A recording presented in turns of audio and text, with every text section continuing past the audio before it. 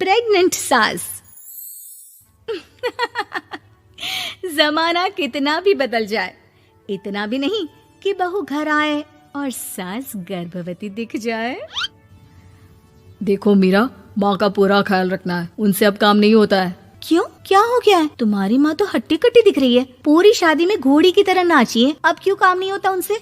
वो माँ प्रेग्नेंट है ना, बच्चा होने वाला है। मैं कभी भी भाई बन जाऊंगा इस साल के अंत तक। क्या बोल रहे हो? वो सर पर हाथ रखकर बैठ जाती है। यार पहले क्यों नहीं बताया? कैसा मजाक है ये? झूठ बोल रहे हो ना? हाँ, झूठ बोल रहे हो ना? तभी ससुर की आवाज आती है। बहू, पानी गरम कर दे, तेरी सास को दवाई देनी है। समय पर दवाई ना दी तो परेशानी हो जाएगी। और हाँ, जरा काजू पीस कर दूध में मिलाकर ले आना। तेरी सास खुद से तो अपनी संभाल करेगी नहीं। हे भगवान, ये मैं क्या सुन रही हूँ? ये ससुर जी को क्या हो गया है? मैं क्या सोच कर आई थी? हाय रे, मैं तो किसी को मुंह भी नहीं दिखा पाऊंगी। अब ये रोना धोना बाद में करना, पहले गर्म पानी कर दो, माँ को दवाई देनी होगी। और हाँ, रात को माँ के पैरों में तेल लगा देना। बहू को गुस्सा आ जाता है, वो बड़बड़ करती किचन में जाती है जहाँ उसका ससुर खड़ा होता है। एक बड़ी जिम्मेदारी है हम सबके सर ऊपर। इस उम्र में माँ बनना खतरे से खाली नहीं होता। हाँ हाँ पता है, तो क्यों बन गई माँ? अरे खतरे से कम नहीं है तो क्या जरूरत थी लल्ला पैदा करने की? कैसी बात कर रही हो बहू? क्या तुम खुश नहीं कि घर में एक नया मेहमान आएगा, छोटे छोटे पैरों से पूरे घर में घूमेगा? पिताजी, ये हाथ जोड़े आपके, आप यहाँ से जाओ। ये शायरी बाद में बताना, अभी मैं पानी गरम करके थर्मस में दे देती हूँ। सारा दिन पिलाते रहो गरम पानी। और हाँ, ये बच्ची की बात बार बार मुझसे कोई नहीं करेगा। बहू का पारा अब चढ़ा ही रहता था। वो काम तो सारा करती, लेकिन किलस किलस कर। मीरा सारे काम से फुर्सत पाकर बैठी होती है कि माँ का फोन आ जाता है। बेटा, बहुत बड़ी जिम्मेदारी है तेरे सर पर, अच्छे से निभाना। ससुराल में हर किसी को खुश रखना वैसे तो मुश्किल है, लेकिन भगवान ही हिम्मत देता है बहू को हर कुछ सहकर सबको खुश रखने की। क्या बड़बड़ किए जा रही हो माँ? जानती भी हो कि यहाँ क्या चल रहा है? मेरी सास, अरे तेरी सास तो देवी है देवी। कितने खुश हो रहे थे सारे तेरी सूरत देख देख कर। पता नहीं जैसे बहू नहीं कोई मन मांगी मुराद मिल गई हो उन लोगों को। अरे बात तो पूरी सुनो। मन मांगी मुराद तो पूरी हुई है। अरे मेरी सास को बच्चा होने वाला है, प्रेग्नेंट है वो। क्या बकवास कर रही है मीरा? ये बात किसी को कहना मत। मुझे तो बता दिया, लेकिन अब अपनी जबान सिल ले। कहाँ है तेरी सास? बात तो करा मेरी। पूछू जरा, पोता पोती खिलाने की उम्र में खुद का बच्चा खिलाने का शौक कहाँ से आ गया? और आया भी तो बताना तो चाहिए था। अब क्या नाक कटाने के लिए हम लोगों से रिश्ता जोड़ा है? रुक, तेरे पापा से बात करती हूँ। मीरा फोन रखकर लेट जाती है। वो एक सपना देखती है कि उसकी गोद में एक बच्चा खेल रहा है।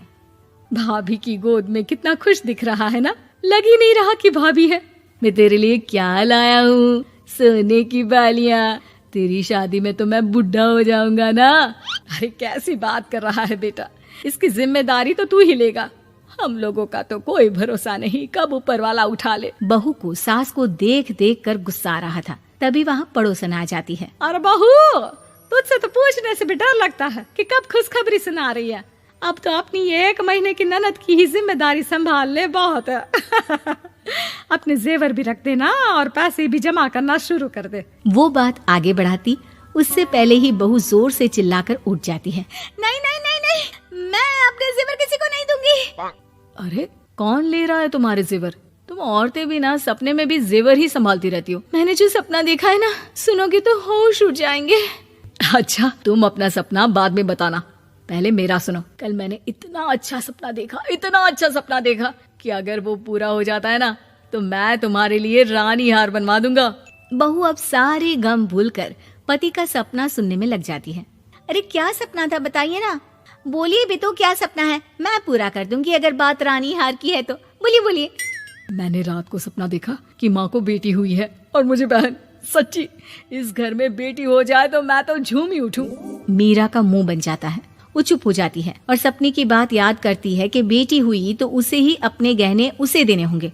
फिर तो रानी हार की जरूरत पड़ेगी ही। भाई लड़की बड़ी होगी, उसकी शादी होगी तो जेवर तो चढ़ाने ही होंगे ना, कहाँ से आएंगे वो?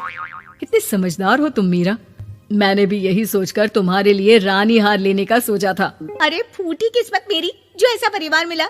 मेरे पापा की तो मैं अभी क्लास लगाती हूँ, जो सब जानते हुए भी ऐसे परिवार में मेरी शादी कर दी।